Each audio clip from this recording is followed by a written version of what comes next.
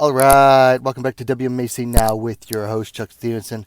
Welcome to the preview for the UFC Fight Night Macau, a.k.a. UFC Fight Night Yan versus Figueiredo. Now, as this is a WMA channel, we're only going to be discussing the women's fights that are on this card. We have 3 of them. One of them is the Road to UFC Finals. Then we have 2 fights on the main card, including a Strawweight co-main event. I like all 3 fights on this card. I believe 2 of them are going to be good, and 1 should be fairly one-sided, looking at the matchmaking. So let's get into this. Won't make this video too long. So first up, on the prelims, we have the Road to UFC Strawweight final. Ming taking on Feng Xiaocan. Both of these ladies made it through 2 different fights in order to get to the final, with the winner getting a UFC contract guaranteed. Let's see, looking at the stats on this one, Dr. Ming coming in with a record of 16-5. Feng Xiaocan coming in at 10-2. Feng has the longer winning streak in the tournament so far. She defeated Kieran Singh via TKO, and then defeated Miki Motono via unanimous decision. Ming's riding a 4-fight winning streak coming into this. In the tournament, she defeated Yadam Saw via decision, unanimous decision, and then she defeated one of the other tournament favorites in here, Dong Huaxiang, via split decision. Dong was one of the 2 favorites, with Feng being the other. You could argue that Ming was an underdog in certainly her last fight, but you could argue that she's been an underdog in every fight so far. Feng is the younger fighter, 22-30 for Ming. Big height difference here. 5 feet 2 inches, 157 centimeters for Ming. Feng Xiaocan is the taller fighter at 5'7", 170 centimeters. And Feng Xiaocan's going to have a nice reach advantage as well. 66 inches, 168 centimeters to 60 inches, 152 centimeters for Ming. So, looking at, let's see, 894 picks on Tapology. 93% of them favor Feng Xiaocan via, almost all of them via decision.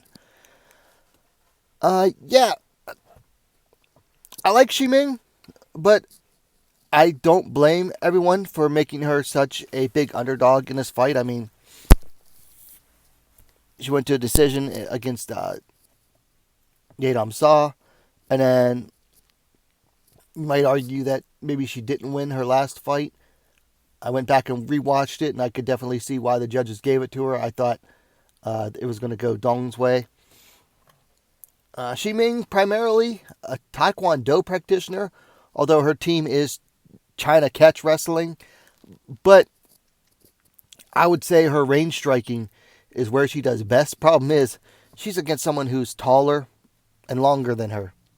So she might have trouble using some of those strikes or getting them to land without getting inside Feng's range.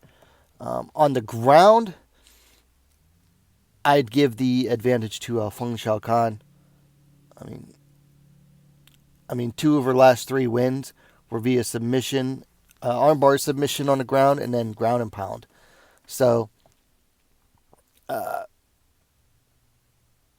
think no matter which way this goes, whoever wins is going to be a good representative for Chinese MMA in the UFC. I've been a fan of Ming for a long time, so I favor her. And I really like the way she takes to the microphone after each fight and just lays out just very deadpan, matter-of-factly what she worked on, what she studied in her opponent, that kind of stuff. She is very big on taking notes on both what she does well and then studying her opponents and noting what they do well. It's a big part of her training regimen. I think Feng Xiaocan is definitely going to be the more physically imposing fighter with that height and reach that belongs more at flyweight. And Ming has fought at atomweight before, so Feng Xiaocan will definitely have the size advantage overall. Yeah, the odds definitely favor Feng Xiaocan. She's the more likely winner, but I'm definitely rooting for Ming. Up on the main card, we have a flyweight bout. Wang taking on Gabriella Fernandes. This should most likely be an all-striking affair. Looking at Fernandez' record, which we'll talk about in a second, they definitely set up Wang with an opponent that should help her get a nice highlight reel finish. So let's get into the stats here. So the Joker, Wang, coming in at 6-0. Gabby coming in at 9-3. Fernandes coming in off of her first win in the UFC, a split decision win over Carly Judice 5 months ago. Before that, she had dropped her first 2 fights in the UFC to Jazz the Vicious and Teresa Bleda. Wang, successful UFC debut over Victoria Leonardo. 1-punch knockout. Really great win. I mean, what else can you say about that? Fernandes is the younger fighter, 31-32. They are the same height, 5'6", 168 centimeters. And basically same reach as well. 66.5 inches, 169 centimeters for Wang. 66 inches even, 168 centimeters for Fernandes. So looking at Fernandez' previous fights, the very first thing I noticed was that she does not take her head off of the center line. Not once did I see her move her head off the center line. Like she would go back and forth. She would like go in and out on her feet and maybe a little bit to the side, maybe cut an occasional angle on her feet, but she never combined that with any head movement. And that to me spells absolute danger against a heavy hitter like Wang Cong. And that to me, it like immediately pointed out to me like, oh, yeah, I see what the matchmakers are doing here. Now, listen, Wang Cong, or Cong, however you say your name. Apologies for any Mandarin speakers. The UFC is going to push her. They're going to push her hard. She has a mouth on her. And she can back it up in the cage so far. Undefeated. She's only 6-0. But she had a big, long kickboxing career before that. She has history with Valentina Shevchenko. Beat her via decision in a kickboxing fight.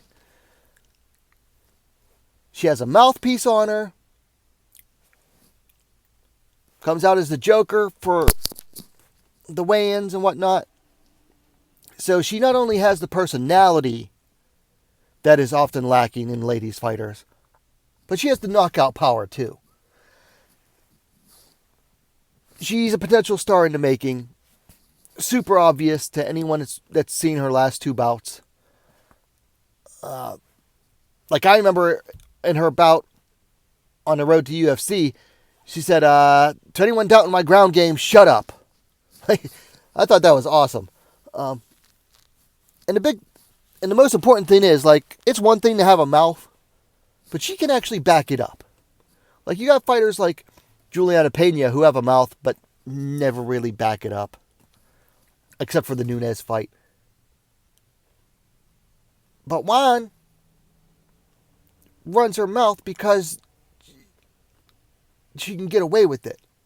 Like, she produces the results. If you can produce the results, you can run your mouth, and both of them make people take notice. Like, someone that runs their mouth but only produces boring decisions, guess what?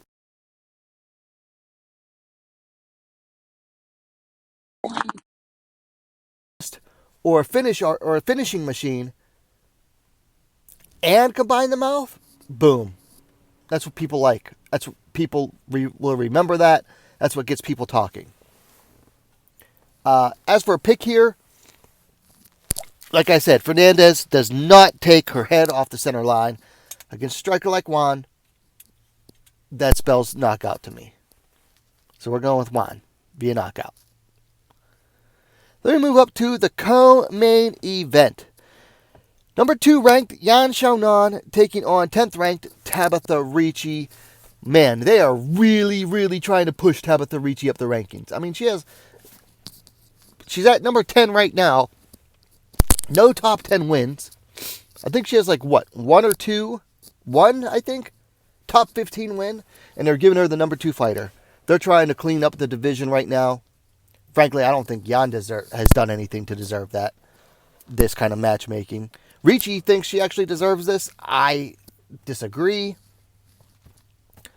But they did it. So, deserve has nothing to do with it in the UFC, by the way. Anyway, let's get into this. YanXiaonan, I don't know why her nickname changed to 9. It used to be Fury. Anyway, she comes in 18-4. Baby Shark coming in at 11-2. Now, Yan's coming in off of a loss and a failed title bid against Zhang Weili back in April. Before that, she was riding 2 nice wins over Mackenzie Dern and then a knockout of Jessica Andrade. Ricci coming in, she lost a split decision to Lupi Godinez a year ago and then picked up 2 decision wins. Very contentious, I should say. Very contentious decision wins against Tisha Pennington and then Angela Hill. And that was only like 2.5 months ago. Ricci is the younger fighter at 29-35 for Yan. Could be why part of the reason why they want to replace her in the rankings. Yan is the taller fighter, 5'5", 166 centimeters to 5'1", 155 centimeters for Ricci. Yan has longer reach as well, 63 inches, 160 centimeters, 61 inches, 155 centimeters for Ricci. My pick is Yan. Looks like most 81% of 1,065 predictors on Tapology are going with Yan. We all know what YanXiaonan's weakness is. It's her ground game. But you have to get her to the ground in order to exploit it. How many fighters have really been able to get YanXiaonan to the ground and keep her there? Carla Esparza and Zhang Weili. 2 very good top-tier wrestlers in women's divisions. Tabatha Ricci does not have the wrestling. She has the BJJ, but just like Mackenzie Dern, she does not have the takedown ability to get it there against anybody who's good. Now, Ricci, her striking has improved a lot. She is light and fast on her feet. But she has yet to face a striker of Yan's caliber. I mean, Hill is a good striker, but she doesn't have Yan's power. Whereas Hill is very willing to go into the clinch and doesn't really have a lot of power. Yan's not going to want to get into the clinch with her, and she has the ability to avoid it. She also has the striking and the power to make Ricci pay for those failed takedowns to wall install that she does. So, I mean, if Ricci can get it to the ground, yeah, she definitely has the ability and the capability to, she has the ability to submit Ricci or Yan. I don't know if she'll have the capability, but she has to actually get it there. And that's going to be a tall order against someone like YanXiaonan. And in the striking department, it's Yan's game. I mean, Ricci's fast, and she's light on her feet, but she doesn't have the power. She does not have the power to make Yan respect her. So I am picking YanXiaonan. I believe this is, a 3-round fight? Yep, it's a 3-round fight. YanXiaonan via decision is going to be my pick. So you have it. UFC Fight Night Macau goes down this Saturday, November 23rd, early morning, 3 a.m. start. You know what? If you're on the East Coast in the U.S., which I'm usually up by 4 a.m., so another hour earlier, go to bed a little early in the evening. Shouldn't be too hard. If you're up, find me on Twitter. It's in the description below. Let me know your thoughts in the comments. Who are you picking? I want to hear some picks from you people. Don't just hit the like button or whatever and then ghost. No, I want to hear your comments. I want to hear who your picks are. If you like the vid, hit that like button, and while you're at it, don't forget to subscribe to WMMA Scene Now, the best, most complete women's mixed martial arts dedicated platform on YouTube. Thanks for watching. We'll see you next time.